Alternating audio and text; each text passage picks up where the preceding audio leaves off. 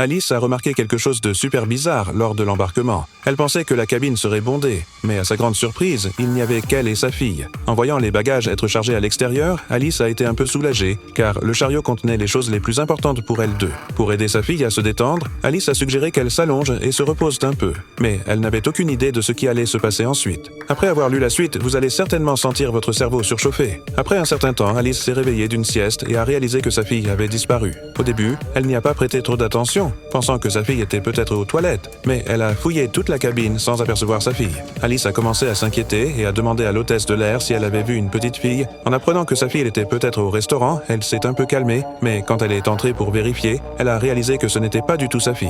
Alice a pensé que sa fille jouait peut-être avec d'autres enfants, mais après avoir cherché dans tout ce luxueux avion à 2 étages, il n'y avait toujours aucune trace d'elle. Là, Alice a vraiment paniqué. Elle a commencé à s'inquiéter d'avoir raté quelque chose avec sa fille. Elle s'est précipitée à son siège, mais n'a trouvé que l'ours en peluche laissé par sa fille. Un passager a remarqué son air angoissé et lui a demandé ce qui n'allait pas. Alice a expliqué qu'elle cherchait sa fille, mais l'autre passager a dit ne l'avoir jamais vue. Un homme à côté a même plaisanté pour la rassurer, disant qu'à 11 000 mètres d'altitude, même si l'avion avait des ailes, sa fille ne pouvait pas s'envoler. Alice n'a eu d'autre choix que de retourner voir l'hôtesse de l'air. Après lui avoir expliqué la situation, l'hôtesse a décidé de lancer un appel pour voir si des passagers pouvaient aider à la retrouver. Mais étrangement, après une longue attente, il n'y avait toujours aucune nouvelle de la fillette. Alice était au bord de la crise de nerfs et a exigé que le personnel fouille minutieusement tout l'avion. Mais l'hôtesse pensait qu'elle était trop stressée. Bien qu'elle l'ait rassurée en disant qu'elle signalerait la situation au commandant de bord, après une longue attente, il n'y avait toujours aucune action. Les passagers à l'avant ont même dit n'avoir jamais vu Alice avec sa fille, certains allant jusqu'à affirmer qu'elle n'avait pas du tout de fille avec elle.